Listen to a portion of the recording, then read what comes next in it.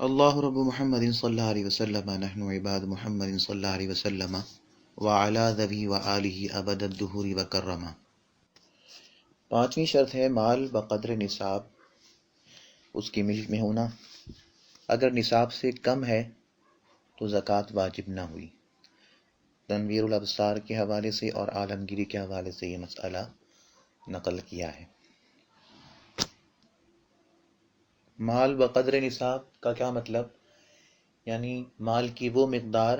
کہ شریعت کسی عاقل بالغ مسلمان پر واجب کرتی ہے کہ جب اس کا مال اس مقدار کو پہنچ جائے تو سال کے گزرنے پر اور دیگر شرائط کا لحاظ کرتے ہوئے وہ اس مال پر زکوٰۃ ادا کرے۔ شریعت کی زبان میں سونے کی مقدار 7.5 تولہ، چاندی کی مقدار 52.5 تولہ۔ آج کے پیمانوں کے لحاظ سے اگر تعبیر کیا جائے تو 7.5 تولہ سونا یعنی 87.48 87.48 گرام تقریباً، اور 52.5 تولہ چاندی اگر گرام کے لحاظ سے تو تقریباً 612.36 612.36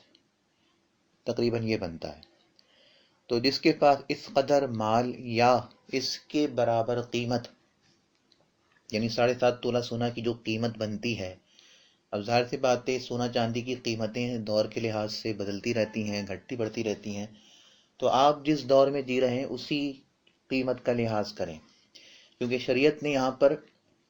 وزن کا لحاظ کیا ہے، قیمت کا لحاظ نہیں کیا۔ اگر کم وزن سونا قیمت بھلے زیادہ ہو تو زکوٰۃ واجب نہیں ہوگی۔ تولے کا، مثقال کا جو شریعت میں حدیث پاک میں الفاظ آئے ہیں وہ انشاءاللہ آگے اس کی تفصیل آئے گی، وہیں پر بحث کریں گے۔ یہاں سے اتنی بات سمجھانا چاہتا ہوں کہ یہ مسئلہ آپ کو واضح ہو جائے۔ تو شریعت نے یہاں پر مقدار کا یا قیمت کا لحاظ نہیں کیا بلکہ وزن کا لحاظ کیا ہے۔ تو اگر اس قدر سونا اتنے وزن کا ہے، 7.5 تولہ یا پھر 52.5 تولہ چاندی، اب اس کی قیمت جو بھی بنتی ہے زیادہ ہے کم ہے،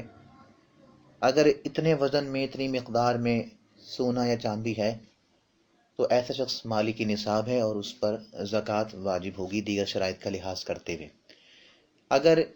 اس کے پاس سونا چاندی اتنا نہیں ہے، اتنے وزن کا نہیں ہے، یعنی 7.5 تولہ نہیں ہے 7 تولہ ہے، 52.5 تولہ نہیں ہے 52 تولہ ہے، لیکن اتنی کرنسی ہے کہ اگر کرنسی اور ان کی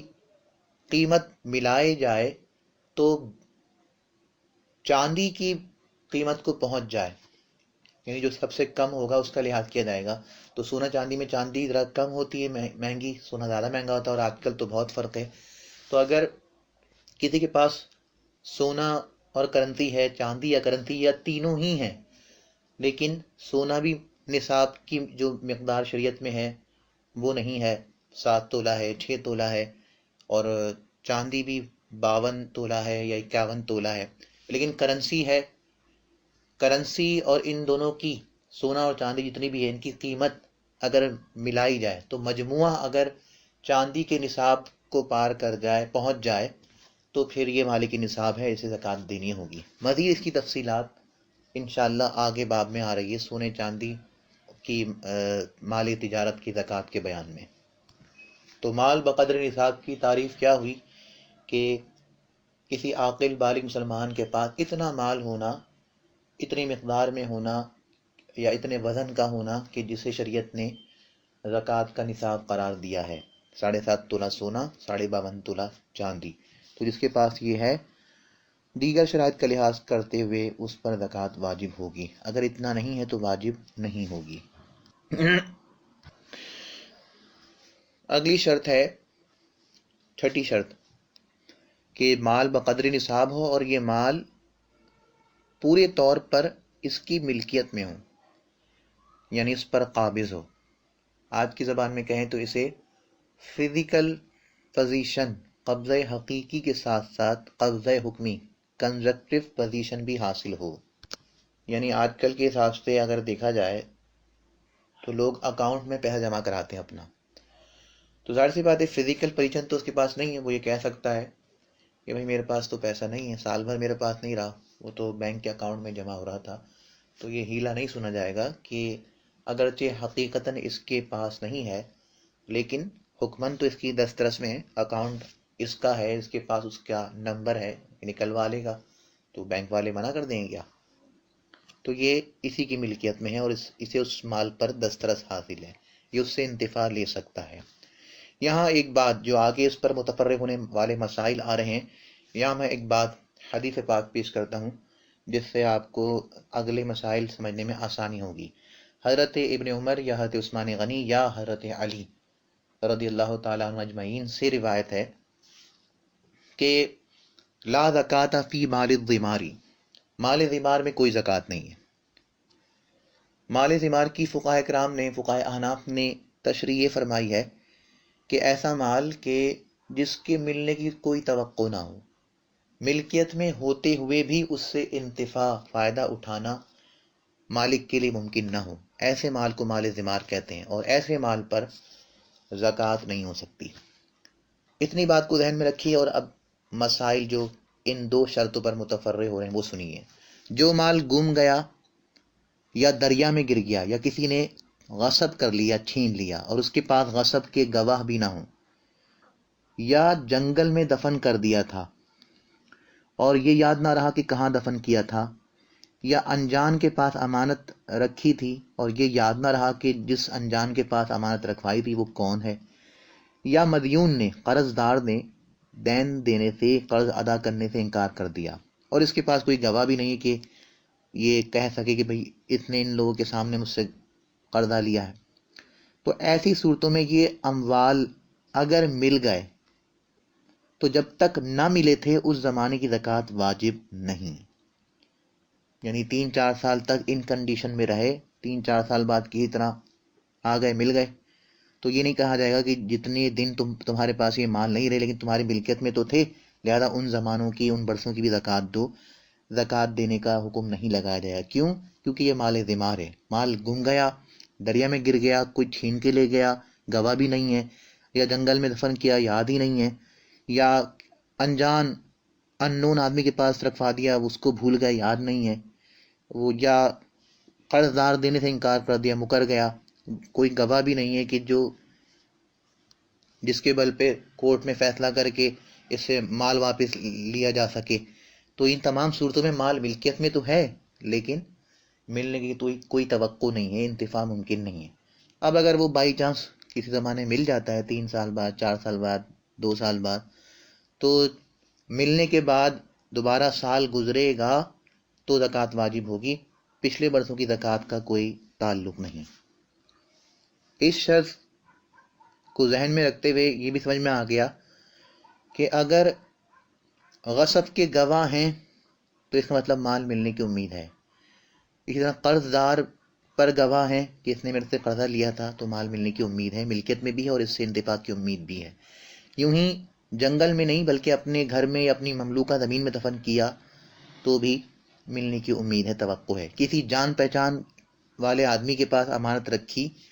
تو بھی ملنے کی امید ہے، کیونکہ جان پہچان والے آدمیوں کو آدمی ایسا بھی نہیں بھولتا کہ کبھی اسے یاد ہی نہ آئے. ہاں یہ صورت ہو سکتی ہے کہ جان پہچان کے آدمی کے پاس یا اپنی مملوکہ زمین میں یا گھر میں اس نے جو مال تھا، مال نصاب تھا، دفن کیا، بعد میں اس کے سر پہ کوئی چوٹ لگ گئی، اس کی یادداشت چلی گئی، تو پھر وہی صورت بن جائے گی. تو یہاں جو علت ہے وہ ذہن میں رکھنی ہے. مال ضمار ایسا مال کی جو ملکیت میں تو ہے لیکن اس کے ملنے کی کوئی توقع نہیں ہے، ملکیت میں رہتے بھی اس سے انتفاع ممکن نہیں ہے. اب اس کی کوئی بھی وجہ بن سکتی ہے، کچھ وجوہات فقہا نے سوچ کے سمجھ کے لکھی اور کچھ ویسے بھی بڑھتے ہوئے زمانے کے لحاظ سے سامنے آ سکتی ہیں. تو جو مین چیز ہے، پوائنٹ ہے جو ذہن میں رکھنا ہے، جو علت ہے اصل اس حکم کی، زکوٰۃ پچھلے زمانوں کی واجب نہ ہونے کی، وہ ہے مال ضمار. مال ضمار کی جو تعریف بتائی، اس کا انطباق کرنا ہے نئی پیدا ہونے والی صورتوں پر. اور آگے مسئلہ دیکھیے، مسئلہ نمبر 12، اگر قرض ایسے پر ہے، دین مانے قرض، جو اس کا اقرار کرتا ہے مگر ادا کرنے میں دیر کرتا ہے، یا ایسے شخص پر ہے کہ جو نادار ہے، مفلس ہے، یا ایسے شخص پر دین ہے، قرضہ ہے، آپ کا قرضدار ایسا آدمی ہے کہ قاضی کے ہاں یعنی چیف جسٹس کے ہاں اس کے مفلس ہونے کا حکم ہو چکا ہے، جج صاحب نے کہا ہے کہ بھائی یہ بیچارہ بھی مفلوق الحال ہے، اسے تنگ مت کرو، جب اس کے پاس کشادگی ہوگی تو تمہیں دے دے گا، یا پھر وہ منکر تو ہے جسے آپ نے قرضہ دیا مگر گواہ بھی ہیں آپ کے پاس کہ گواہ قائم کر کے آپ لے سکتے ہیں۔ اب ان صورتوں میں جب مال ملے گا تو سالہ گزشتہ کی بھی زکوٰۃ واجب ہوگی۔ وجہ بالکل صاف ہے، میں بتا چکا ہوں کہ یہ مال ذمار نہیں ہے، یعنی مال ملکیت میں بھی ہے اور اس سے انتفاع ممکن ہے، ملنے کی توقع ہے۔ کیوں کہ وہ اقرار کر رہا ہے کہ ہاں میرے پاس ہے لیکن ابھی میں دے نہیں پا رہا ہوں، مفلوق الحال ہوں، یا قاضی صاحب نے کہا ہے کہ ابھی اسے تنگ نہ کیا جائے، یا اگر انکار کرتا ہے تو اس کے جھوٹ پر گواہ موجود ہیں، تو یہ سب چیزیں کنسٹرکٹیو پوزیشن کے منزلے میں ہیں، قائم مقام ہیں، اس لیے بعد میں ملنے پر زکوٰۃ واجب ہوگی سالہ گزشتہ کی۔ البتہ چرائی کا جانور اگر وہ کسی نے غصب کیا، بھلے وہ چھیننے والا، غصب کرنے والا، کڈنیپ کرنے والا اقرار بھی کر رہا ہے کہ ہاں میں نے کیا ہے، ملنے کے بعد بھی اس چرائی کے جانور پر زکوٰۃ واجب نہیں، کیونکہ اس کی علت الگ ہے۔ سوائم کی زکوٰۃ کا مسئلہ الگ ہے اور دیگر اموال کی مال کی زکوٰۃ کا مسئلہ الگ ہے۔ سوائم کا بیان آگے آ رہا ہے، مسئلہ یہاں پر آپ کو واضح ہو جائے تو میں تھوڑا سا اشارے کے لیے کچھ باتیں عرض کر دیتا ہوں۔ 3 شرطیں ہیں۔ سائمہ سین سے ہے، یہ صاد سے نہیں جو لڑکیوں کا نام ہوتا ہے، بلکہ سین سے ہے، سوائم اس کی جمع ہے۔ سائمہ کی زکوٰۃ کے لیے 3 شرطیں ہونا چاہیے۔ پہلی شرط یہ ہے کہ وہ جانور قدرتی چراغ گاہوں میں چرتے ہوں، اپنے پاس سے خرچہ کر کے ان کے لیے گھاس پھوس نہ لانی پڑے۔ قدرتی چراغ گاہوں میں جو ویسی راستوں میں اگاتے ہیں پیڑ پودے، ان کو وہ کھا کے اپنا گزار بسر کرتے ہیں وہ جانور، اسے کوئی خرچہ نہ کرنا پڑے ان پر۔ دوسری شرط یہ ہے کہ ان جانوروں کو پالنے کا مقصد فربا کرنا، دودھ لینا یا بچے لینا ہو، بار برادری کا کام، سواری وغیرہ کا کام، یہ کام مقصود نہ ہو۔ قصد پر کچھ بحث ہے، وہ میں وہیں کروں گا، لیکن فی الحال یہاں پر صرف اشارہ کر رہا ہوں کہ مقصد ان جانوروں کو پالنے کا یہ ہو کہ ان سے بچے لینے ہیں، فربا کرنا ہے، دودھ وغیرہ لینا ہے۔ سواری کے لیے استعمال کرنا، کیونکہ آج کل تو گاڑیاں ہیں، کسی زمانے میں اونٹ وغیرہ سواری کے لیے استعمال ہوتے تھے، اگر سواری کی مقصد سے لیا ہے تو وہ سائمہ نہیں ہے۔ دوسری شرط یہ ہے۔ تیسری شرط یہ ہے کہ تجارت کے لیے نہ ہو، کیونکہ تجارت کے جو جانور ہوگا اس پر قیمت کے لحاظ سے زکوٰۃ ہوگی، جانور کے لحاظ سے جو آگے سائمہ کی زکوٰۃ کا طریقہ ہے اس کے لحاظ سے نہیں ہوگی۔ ایک ہی چیز کے اندر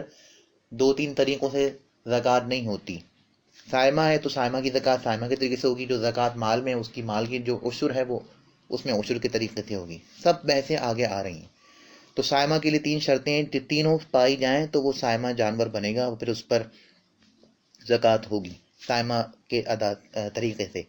تو چونکہ جب وہ آدمی چرائی کا جانور غصب کر کے لے گیا، چھین کے لے گیا، بھلے وہ اقرار کر رہا ہے لیکن پھر بھی جانور ملنے کے بعد ان برسوں کی زکوٰۃ واجب نہیں ہوگی، کیونکہ یہ چرائی کا جانور ہے، سائمہ ہے، اور اس کے غصب کرنے سے، کڈنیپنگ سے اسامت فوت ہو گئی، یعنی سالہ سال وہ قدرتی چراغ گاہوں میں نہ چر سکا۔ اگر آپ کہیں کہ وہ ہو سکتا ہے جو چھین کے لے گیا تھا اس نے بھی جو ہے قدرتی چراغ گاہوں میں اس کو کھلایا پلایا ہو، اپنے پاس سے خرچہ نہ کیا ہو، تو اب اس کے ذمہ بننا چاہیے۔ اس نے تو نہیں کیا نا، اس کی اس لیے نہیں ہوگی کیونکہ اس کی ملکیت میں نہیں ہے، اس نے تو غصب کیا ہے، ملکیت ضروری ہے مال پر، اور اس پر اس لیے نہیں ہے کہ یہ اسامت متحقق نہیں ہے، اس کی موجودگی میں اس کے پاس قبضہ رہتے ہوئے اسامت جو تھی، شرط تھی، وہ متحقق نہیں ہو سکی، اس لیے بعد میں ملنے پر بھی زکوٰۃ اس پر واجب نہیں ہوگی، پچھلے برسوں کی۔ اس کے بعد مسئلہ نمبر 14 ہے اور 15 ہے، غصب کی ہوئے کی زکوٰۃ غاصب پر واجب نہیں، اور اس کے بعد ہے ایک نے دوسرے کی مثلاً 1000 روپے غصب کر دی۔ یہ 2 مسئلے آپ اسکپ کیجئے، اس پر کچھ کلام ہے، میں ابھی کرتا ہوں، آگے آئیے۔ مسئلہ نمبر 16، شیء مرہون، مورگیج آئٹم، جسے اردو زبان میں کہتے ہیں گروی رکھوائی ہوئی شے، کی زکوٰۃ بھی نہیں ہے، نہ مرتہن پر یعنی جس کے پاس گروی رکھوائی، نہ راہن جس نے جو گروی رکھوانے والا ہے۔ مرتہن پر تو اس لیے نہیں کہ وہ مالک نہیں ہے، اس کے پاس تو گروی رکھوائی ہے سیکورٹی کے نام پر، جو بھی ہم نے چیز لینی تھی تو ہم اسے اس کی چیز واپس کر دیں گے، اس کی کیا سیکورٹی ہے؟ تو اپنی سیکورٹی کے لیے کوئی چیز رکھوائی جاتی ہے، تو اس پر تو اس لیے نہیں کہ اس کی ملکیت نہیں، اور راہن کی ملکیت تام نہیں کہ اس کے قبضے میں نہیں، اور بعد رہن چھڑانے کی بھی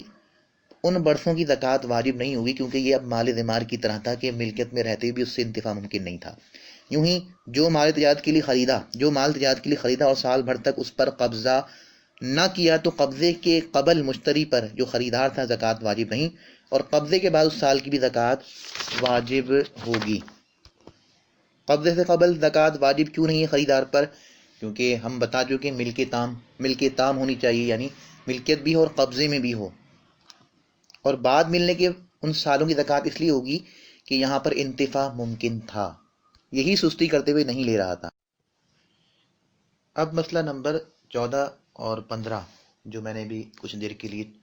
درمیان سے ترتیب چھوڑ دی تھی، اس کی وجہ تھی کہ اس میں کچھ وضاحت ہے۔ ان دونوں مسئلوں کو سمجھنے سے پہلے 2-3 باتیں بطور مقدمہ بطور فائدہ سمجھ لیجیے، تو یہ مسئلے آپ پر بالکل انشاءاللہ واضح ہو جائیں گے۔ پہلی بات، وہ مال نصاب کے جس پر زکوٰۃ واجب ہوتی ہے، اس کی ایک شرط یہ بھی ہے کہ وہ مال نصاب فارغ عن الدین ہو، دین سے فارغ ہو۔ دین سے فارغ ہونے کا مطلب یہ ہے کہ وہ کسی غیر کا حق نہ ہو جو آپ کے ذمے لگا ہوا ہو اور آپ پر لازم ہو کہ آپ اسے لوٹائیں۔ وہ مال نصاب کی جس پر زکوٰۃ بنے گی، اس کے لیے ایک شرط یہ بھی ہے کہ اس پر غیر کا حق نہ ہو، مال پر فارغ عن الدین کا یہ مطلب ہے۔ دوسری بات، مال مغصوب جو مال چھینا ہوا ہوتا ہے، اگر وہ مال آپ کے پاس اسی حالت میں ہے جس حالت میں آپ نے چھینا تھا کسی بیچارے سے، تو آپ اس کو لوٹائیں، اور اگر آپ نے مال ہلاک کر دیا ہے، اس کو خرچ کر لیا ہے، ضائع کر دیا ہے، تو اب اس کی چٹی بھریں، جرمانہ دیں، جسے عربی زبان میں کہیں گے اس کا ضمان دیں۔ مال مغصوب اگر سلامت ہے تو وہی بیعین ہی لوٹائیں، اور اگر ضائع کر دیا ہے تو اس کا ضمان لوٹائیں، اور جو ضمان ہے وہ ایک دین ہے، قرض ہے، لہذا جب تک غاصب کے پاس وہ مال ہے، بھلے پورے سال رہا، اس مال پر زکوٰۃ نہیں ہو سکتی، کیونکہ وہ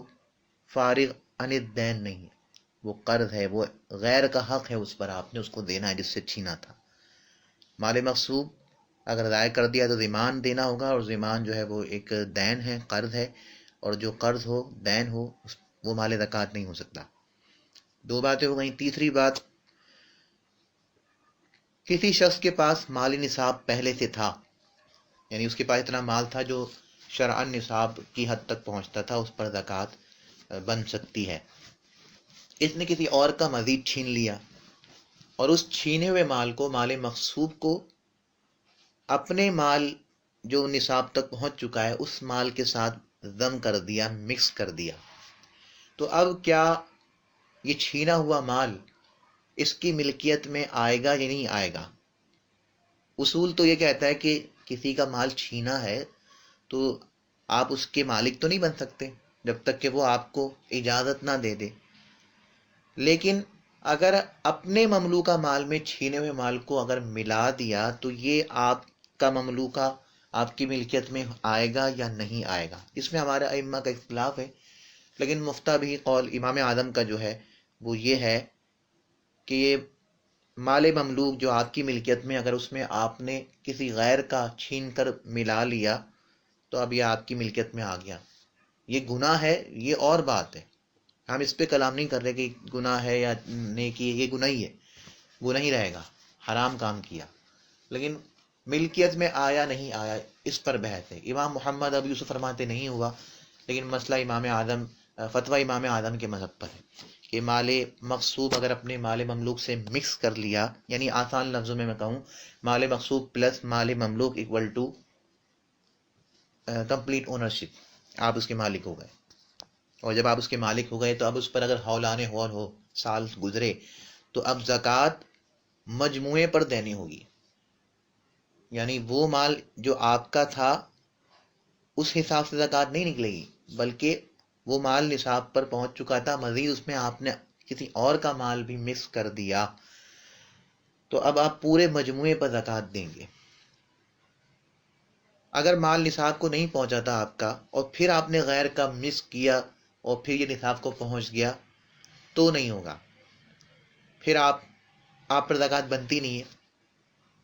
کیونکہ آپ کا جو مال تھا اصل مال وہ نصاب کو نہیں پہنچا تھا، بھلے دوسرے کے ملانے سے وہ نصاب کو پہنچ گیا تو آپ پر زکوٰۃ نہیں ہے۔ ہاں، پہلے سے آپ کا مال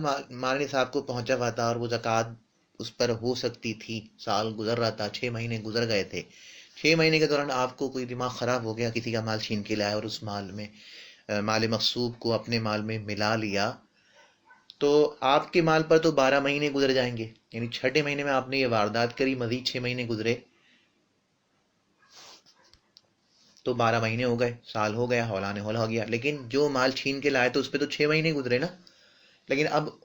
یہ چونکہ آپ کی ملکیت میں کنورٹ ہو گیا ہے، منتقل ہو گیا ہے، لہذا یہ بھی سمجھ لیں اس پہ پورے سال گزر گئے، مجموعے پر زکوٰۃ ہوگی۔ 3 باتیں ذہن میں رکھنی ہیں تاکہ یہ 2 مسئلے آپ پر واضح ہو جائیں۔ پہلی بات دوبارہ یادہ کر رہا ہوں، پہلی بات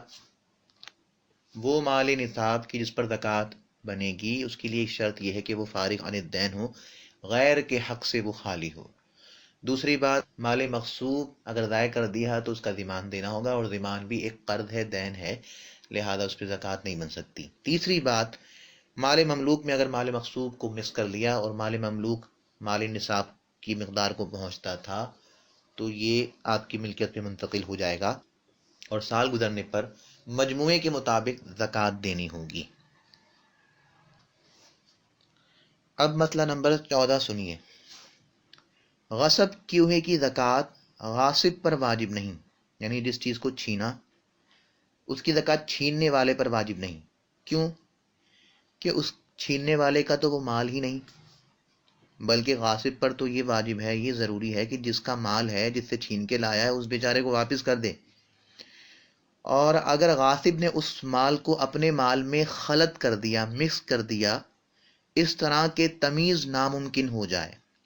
یعنی الگ نہ کر سکیں، پہلے سے ہی اس کے پاس بقدر نصاب مال تھا، مثال کے طور پر 50,000 روپے تھے اور مزید کسی کے 20,000 چھین لایا اور ملا دیے، تو ظاہر سی بات ہے وہ 500 کے 100 کے نوٹ سب مکس ہو گئے، تو کیسے معلوم ہوگا کہ کون سا 100 کا نوٹ یا 500 کا نوٹ میرا تھا اور کون سا اس کا تھا؟ اور اس کا اپنا مال بھی بقدر نصاب ہے تو مجموعے پر زکوٰۃ واجب ہے۔ کیوں؟ کیونکہ اب یہ اس کی ملکیت میں آ گیا، اگرچہ جو گناہ ہوا لیکن یہ اس کی ملکیت میں آ گیا، اس ملکیت پہ سال گزر گیا۔ یہ ایسا ہی ہے جیسے کہ کوئی ظالم بادشاہ اپنی رعایا کا مال غصب کر لے، پہلے بھی اس کے پاس بہت رقم تھی، بہت قیمت تھی جو مال نصاب کو پہنچتی تھی، مزید رعایا کا ہڑپ کر کے اس نے اس میں ضم کر لیا، تو اب یہ اس کی ملکیت ہو گیا، اسے اسی مطابق زکوٰۃ دینی ہوگی، کیونکہ یہ استہلاک ہے۔ ایک مسئلہ یہ بھی ہے شریعت کا کہ اگر سال کے ختم ہوتے ہوتے کسی کا مال ہلاک ہو جائے، سارا مال ہلاک ہو جائے، تو اس پر زکوٰۃ نہیں ہے، کوئی گناہ نہیں ہے اور کوئی زکوٰۃ اس پر واجب بھی نہیں ہے، لیکن ہلاک ہونا اور ہے اور استہلاک ہلاک کر دینا یہ اور ہے۔ اگر کوئی جان بوجھ کے ہلاک کرتا ہے، آگ لگا دیتا ہے اپنے پیسے کو کہ مجھے زکوٰۃ نہ دینی پڑے، یا کسی کو جان بوجھ کے قرضہ دے دیتا ہے، یا جان بوجھ کے اس کو کچھ ایسا کام کرتا ہے جان بوجھ کے اس ارادے سے کہ مجھے کوئی زکوٰۃ سے بچنے کی صورت مل جائے، تو یہ استہلاک ہے، جان بوجھ کے ہلاک کرنا ہے۔ اور جو فقیر ہیں اللہ تعالیٰ نے جن کے حقوق ہم پر ادا کرنا ضروری قرار دیا ہے، اس سے بھاگنا ہے، اپنی ذمہ داری سے جان چھڑانا ہے، تو اس وجہ سے وہ زکوٰۃ سے بچے گا نہیں۔ ویسے ہی حادثاتی طور پر گھر کو آگ لگ گئی، فیکٹری میں آگ لگ گئی، پیسے ضائع ہو گئے، یا وہ مال جس پر زکوٰۃ بنتی تھی وہ سب ہلاک ہو گیا، ضائع ہو گیا، تو اب معاف ہے، زکوٰۃ واجب نہیں ہوگی۔ لیکن یہ جو ہے استہلاک ہے، جان بوجھ کے ہلاک کرنا ہے، اس نے دوسرے کا مال چھینا اور اپنے اس میں ملا دیا۔ عقل تو یہ کہتی تھی کہ جو مال اس کا نہیں ہے، جو اس کی ملکیت میں نہیں ہے، اس پر نہ ہو زکوٰۃ، لیکن اس نے جو ہے وہ اس کا بھی نقصان کیا اور اپنے آپ کو ہی بچانا چاہا استہلاک کے، اس لیے اس پر زکوٰۃ واجب ہوگی۔ یہ رد المختار کے حوالے سے مسئلہ ہے۔ مسئلہ نمبر 15، ایک نے دوسرے کے مثلاً 1000 روپے چھین لیے، یعنی زید نے عمر کے 1000 روپے چھین لیے، پھر وہی روپے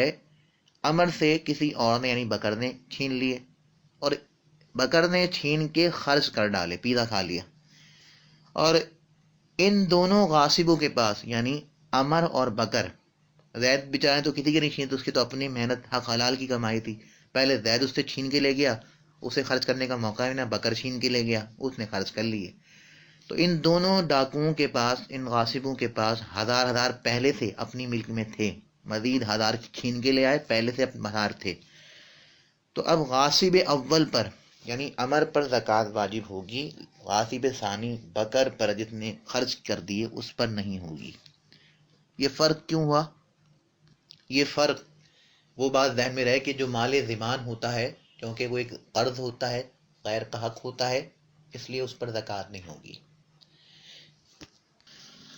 اصل جو مالک تھا 1000 روپے کا یعنی زید، وہ اگر وہ اپنے پیسے واپس لینا چاہے تو کس سے مطالبہ کرے گا؟ غاصب اول سے، کیونکہ وہ اسی کو جانتا ہے، اس نے اس سے چھینے تھے۔ غاصب اول کا نام ہم نے فرض کیا تھا عمر۔ تو زید جو ہے وہ اپنے مال کا مطالبہ عمر سے کرے گا۔ جب عمر سے کرے گا یعنی وہ پولیس میں رپورٹ ہوگی اور پولیس اس کو گرفتار کر کے 4 ڈنڈے لگائے گی، تو پھر وہ کہے گا کہ میرے پاس نہیں ہے، مجھ سے تو خود وہ بکر چھین کے لے گیا۔ تو اس سے کیا کہا جائے گا؟ تو جا بھائی تیری غلطی ہے، بکر سے لے گیا، اور زید صاحب کو جنہوں نے رپورٹ لکھوائی ان کو دے واپس۔ تو یہ جا کے بکر سے مطالبہ کرے گا۔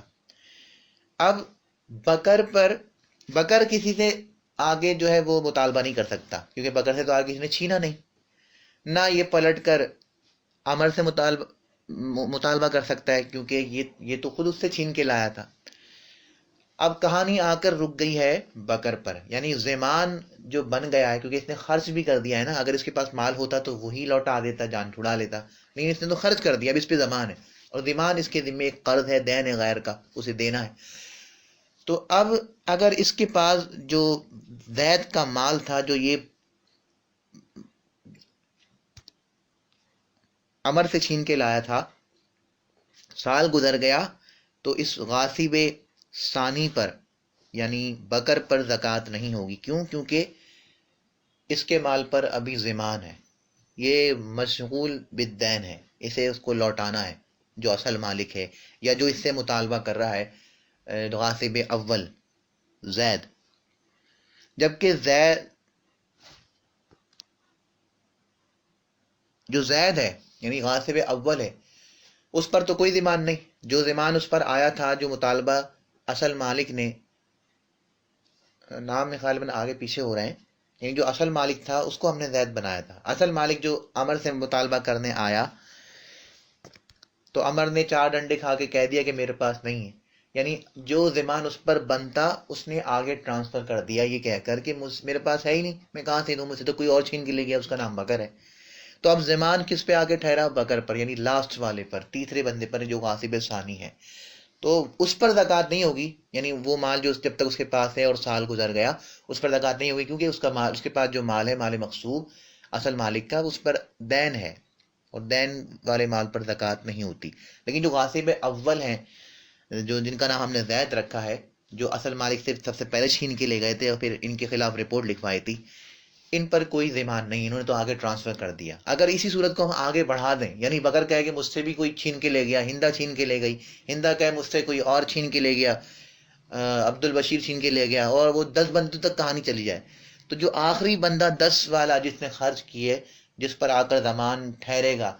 یعنی اصل مالک سے دوسرے نے چھینا، دوسرے سے تیسرے نے، تیسرے سے چوتھے، چوتھا، 10 بندے اس طرح ہو گئے،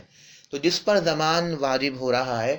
اس غاصب پر زکوٰۃ نہیں ہوگی، کیونکہ ان کے پاس جو مال ہے وہ مال مشغول بالدین ہے، کسی غیر کا حق ہے، یعنی اصل مالک کا ہے، اسے لوٹانا ہے، یا جو اس سے مطالبہ کر رہا ہے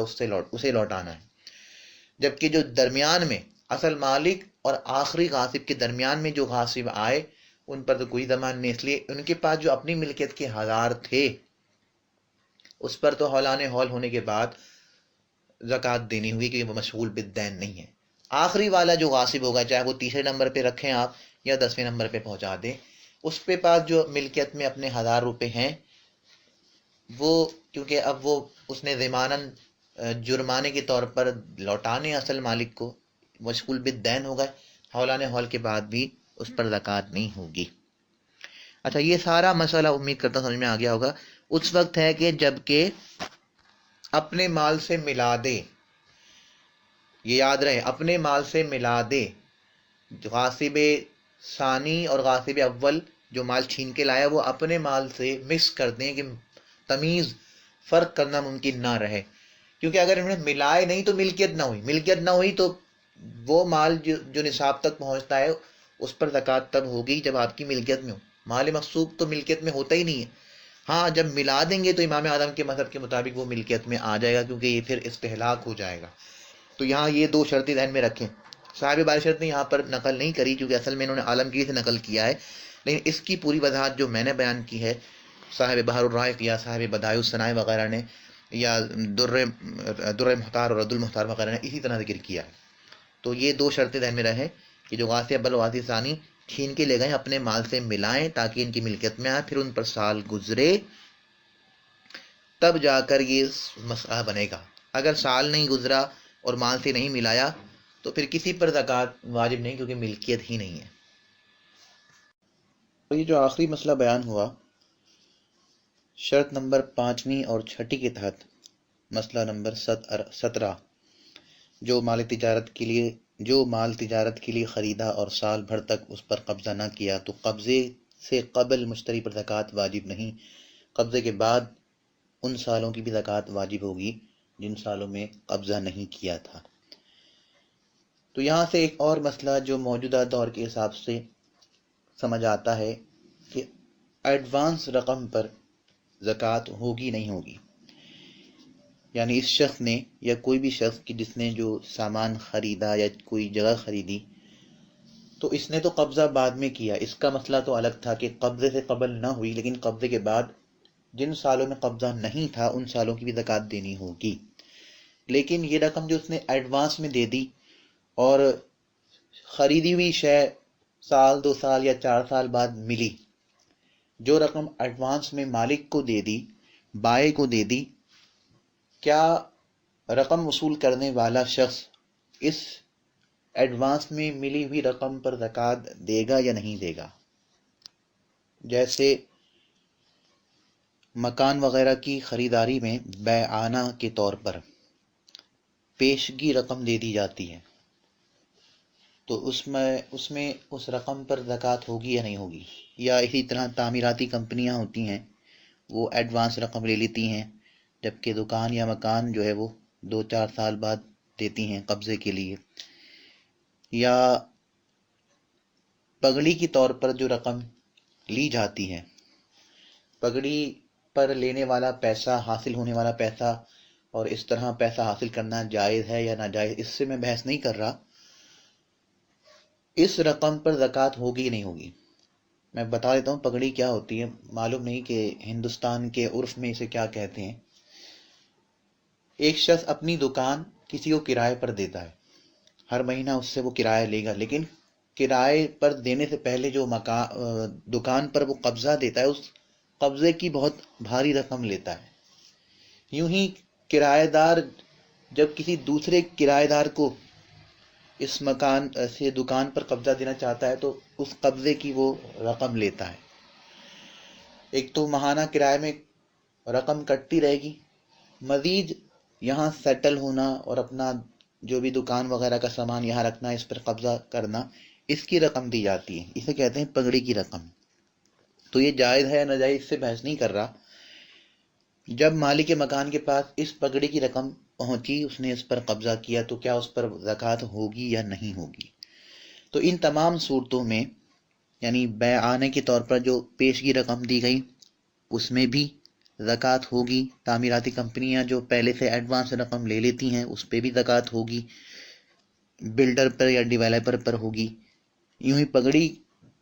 کی مد میں جو رقم حاصل کری مالک دکان یا مالک مکان نے، اس پر زکوٰۃ وہ مالک دے گا۔ اور وجہ بالکل ظاہر ہے، صاف ہے کہ ملکیت بھی حاصل ہو گئی اور تصرف بھی حاصل ہو گیا۔ ڈیولپر کو، ہاؤس اونر کو، بلڈر کو، انہیں اس رقم جو ایڈوانس میں انہیں دی گئی ہے، ملکیت بھی حاصل ہو گئی اور اس پہ تصرف بھی حاصل ہو گیا، اور یہی شرط تھی۔ تو جب دونوں شرطیں پائی گئیں تو زکوٰۃ سال گزرنے پر اس پر واجب ہوگی۔ یوں ہی سیکنڈ لاسٹ مسئلہ جو تھا شائع مرہونہ کے بارے میں، مورگیج آئٹم کے بارے میں، تو یہاں یہ بتایا تھا کہ نہ مرتہن پر زکوٰۃ ہے نہ راہن پر۔ مرتہن پہ اس لیے نہیں کہ وہ مالک نہیں ہے، اسے اونرشپ حاصل نہیں ہے، اور راہن کو اس لیے نہیں کہ ملکیت تام نہیں ہے۔ ملکیت شرعاً قانوناً تو اس کی ملکیت میں ہے، لیکن اس سے تصرف حاصل نہیں کر سکتا، نفع حاصل نہیں کر سکتا، اس لیے دونوں پر زکوٰۃ نہیں ہے۔ تو یہ مسئلہ جدید آج کے دور میں پیش آنے والے مسائل، بہت سے مسائل کا یہ واضح اور صریح جزئیہ ہے، جیسے کہ ٹیلی فون، گیس اور بجلی کمپنیوں کے پاس بھی کچھ زر ضمانت جمع ہوتا ہے، جسے آج کی انگریزی اصطلاح میں کہتے ہیں گارنٹی منی۔ یا کوئی کرایہ دار کہیں فلیٹ یا مکان کرائے پہ لے تو مالک مکان کو بھی جو ہے وہ سیکورٹی کے نام پر کچھ زر ضمانت پیسہ جمع کرانا پڑتا ہے۔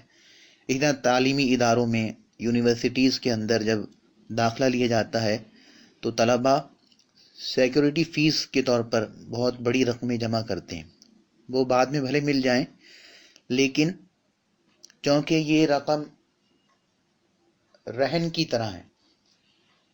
ملکیت اس کی ہے لیکن تصرف نہیں،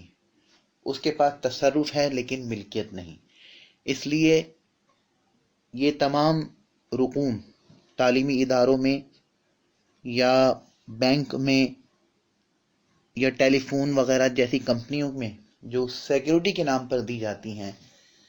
تو یہ مرہونہ شے کی طرح ہے، اس پر نہ زکوٰۃ سیکورٹی رکھنے والے پر ہے نہ ہی اصل مالک پر ہے۔ اس پر اس لیے نہیں کہ اس کے پاس تصرف نہیں ہے، اس پر اس لیے نہیں کہ اس کے پاس ملکیت نہیں ہے۔ اور یہ جو مسئلہ بیان کیا، مسئلہ نمبر 12، کہ اگر دین قرض ایسے شخص پر ہے کہ جو اس کا اقرار کرتا ہے مگر ادا کرنے میں دیر کرتا ہے۔ اقرار سے مراد ضروری نہیں ہے کہ وہ زبان سے تلفظ کرے کہ ہاں میں اقرار کرتا ہوں کہ میں نے تم سے قرض لیا تھا۔ اقرار کے لیے زبانی تلفظ نہیں، بلکہ اس کی صورت یہ بھی ہو سکتی ہے کہ وہ غنی ہو، پہلے جب آپ سے اس نے قرضہ لیا تو اس وقت اس کے حالات کچھ اور تھے، بعد میں لاٹری لگ گئی، کوئی بانڈ کھل گیا یا کوئی بھی معاملہ، امیر ہو گیا، شرعاً وہ غنی ہو گیا، لیکن پھر بھی آپ کا قرضہ نہیں دے رہا، ادائیگی میں دیر کر رہا ہے، تو اس اقرار کی صورت یہ بھی ہو سکتی ہے، زبانی تلفظ ہی ضروری نہیں، اس کی حالت بھی بمنزلہ اقرار ہو سکتی ہے کہ وہ غنی ہو جائے، اور غنی ہونے کے باوجود، ہاتھ میں کشادگی ہونے کے باوجود بھی وہ ادائیگی میں، آپ کے قرضے کی ادائیگی میں دیر کر رہا ہو۔ یوں ہی اس کے کورٹ میں اس کے حوالے سے فیصلہ کر دیا گیا ہو کہ وہ بیچارہ بینکرپٹ ہو گیا ہے، انسالوینٹ ہو گیا ہے، دیوالیہ ہو گیا ہے، یا پھر وہ منکر ہے، مگر جو قرض دینے والا ہے اس کے پاس گواہ موجود ہیں، تو گواہ موجود ہونے کے لیے ضروری نہیں کہ 2 بندے 3 بندے موجود ہوں۔ گواہی کی ایک صورت یہ بھی ہے کہ دستاویزات، آج کی زبان میں تحریر دستاویزات اور شواہد موجود ہوں، تو یہ بھی گواہ کے قائم مقام ہوں گے، اور اس صورت میں بھی جب مال ملے گا تو سالہ گزشتہ کی زکوٰۃ ادا کرنی ہوگی۔ تو کوئی یہ نہیں کہہ سکتا کہ گواہ نہیں تھے اس لیے میں زکوٰۃ نہیں دے سکتا۔ آج کل عموماً جو قرض لیا جاتا ہے تو اس کی باقاعدہ لکھت پڑھت ہوتی ہے، دستاویزات بنتے ہیں، تو یہ دستاویز گواہوں کے منزلے میں ہی ہیں، حکم یہی لگے گا اور یہی جزیہ ہوگا۔ اور اس سے اوپر والا مسئلہ، یعنی مال گمشدہ کے بارے میں جو ہم نے بتایا کہ جو مال گم ہو گیا، دریا میں گر گیا وغیرہ وغیرہ، اور پھر خوش قسمتی سے وہ مال مل گیا، تو اب جسے ملا، جس کا مال گرا تھا دریا وغیرہ میں یا گم ہو گیا تھا، جب ملا تو یہ مالدار ہوگا، شرعاً غنی ہوگا یا فقیر ہوگا؟ اگر یہ غنی ہے تو اس مال کو یہ اپنے پہلے سے جو مال نصاب تک پہنچ چکا ہے اس میں ضم کرے گا اور پھر مجموعے کی زکوٰۃ دے گا، یعنی یہ نہیں کر سکتا کہ جو پہلے سے مال نصاب تھا صرف اس کے حساب سے زکوٰۃ دے، اور یہ جو بعد میں مال ملا اسے اپنی زکوٰۃ میں شمار نہ کرے. نہیں، اگر یہ مالدار ہے، مال کی نصاب ہے، اور اسی حالت میں اسے وہ گمشدہ مال ملا تو یہ اس کے ساتھ مال کو ملائے گا اور مجموعے کی زکوٰۃ دے گا. اور اگر یہ اس حالت میں اسے مال ملا گمشدہ مال کی، یہ فقیر ہے، فقیر شرعی ہے، مال کی نصاب نہیں ہے، تو پھر جس تاریخ کو یہ مال گمشدہ ملا اس تاریخ سے لے کر اگلے سال تک 1 سال مکمل ہوگا، حولان حول ہوگا، پھر جا کر زکوٰۃ اس پر واجب ہوگی اور وجوب ادا ہوگا. اور یہ جو شرط بیان کی کہ مال بقدر نصاب ملکیت میں ہو اور ملکیت تامہ حاصل ہو، تو پھر میں نے بتایا تھا کہ ملکیت سے مراد کمپلیٹ اونرشپ سے کیا مطلب ہے کہ ملکیت بھی ہو، سیکنڈ تصرف بھی ممکن ہو، اور ایک چیز کا اور اضافہ کیجئے کہ یہ ملکیت ایک شخص کے پاس ہو. ملکیت وہ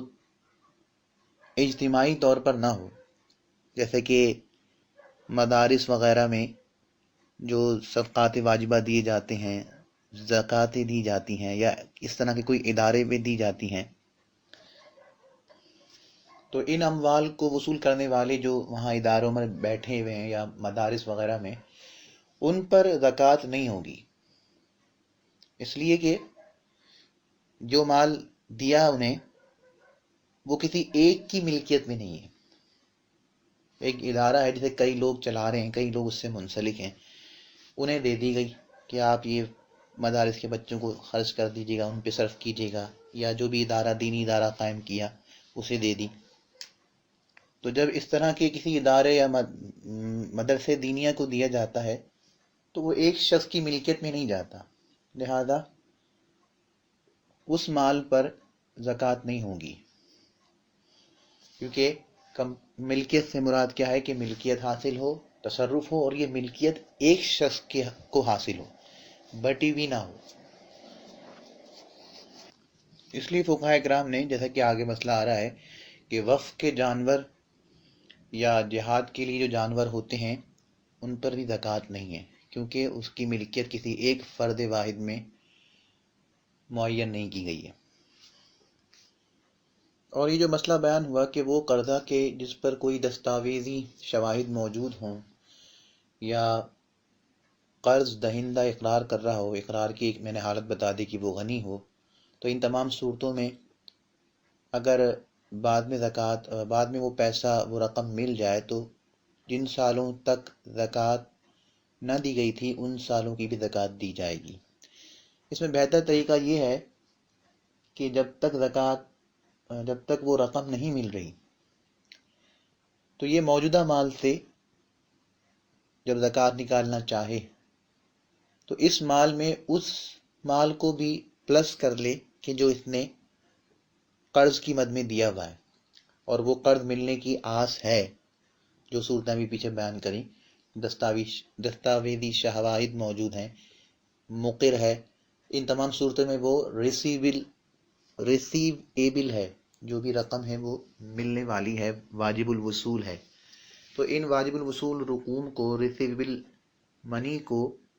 موجودہ مال میں پلس کر لے اور مجموعے پر زکوٰۃ دے دیں، اگرچہ اس کے پاس پیسہ نہیں ہے. تو اس صورت میں اس کو بعد میں جب رقم ملے گی وہ اس پر زکوٰۃ نہیں بنے گی، زکوٰۃ یہ دے چکا ہوگا. باقی اگر نہیں دیتا تو گناہ گار نہیں ہوگا اور بعد میں زکوٰۃ دینی ہوگی. لیکن یہ ایک اچھا طریقہ ہے کہ بعد میں برڈن نہیں ہوگا، کئی سالوں کے ایک ساتھ زکوٰۃ دینی پڑے تو یہ اس پر برڈن فیل ہوگا اسے. اور دوسرا، اگر اس طرح کر لے تو ہو سکتا ہے کہ اس کی برکت سے اسے جو قرضے میں پھنسی ہوئی رقم ہے وہ بعد میں جلدی مل جائے. البتہ یہ نہیں کیا جا سکتا کہ جو رقم میری قرضے میں پھنسی ہوئی ہے اور جس کے پاس ہے وہ نادار ہے، تو یہ بیٹھ کے گھر پہ نیت کر لے کہ وہی میں نے نیت کری کہ وہ رقم جو میرے قرض دار کے پاس ہے، میں نے نیت کری کہ یہ زکوٰۃ میں چلی جائے. اس طرح زکوٰۃ ادا نہیں ہوگی، کیونکہ جس وقت ادا کی جا رہی ہو زکوٰۃ اس وقت نیت ہونی چاہیے. تو زکوٰۃ ادا ہوتی ہے، یا جس وقت پیسہ الگ کیا جا رہا ہو تو اس وقت زکوٰۃ کی نیت سے پیسہ الگ کرتے رہے، جبکہ یہاں پر ایسا کچھ نہیں تھا۔ ہاں، اگر جو قرض دار آیا تھا قرضہ مانگنے کے لیے، وہ تھا مفلس، غریب آدمی تھا، وہ قرضہ مانگ رہا تھا، تو آپ نے اس کو تو کچھ نہیں کہا کہ میں تمہیں زکوٰۃ کے پیسے دیتا ہوں، آپ نے بنیت زکوٰۃ وہ پیسہ دے دیا، اس کے لیے وہ قرضہ ہو گیا اور آپ کی یہاں سے زکوٰۃ ادا ہو گئی۔ تو یہ صورت ممکن ہے، جائز ہے۔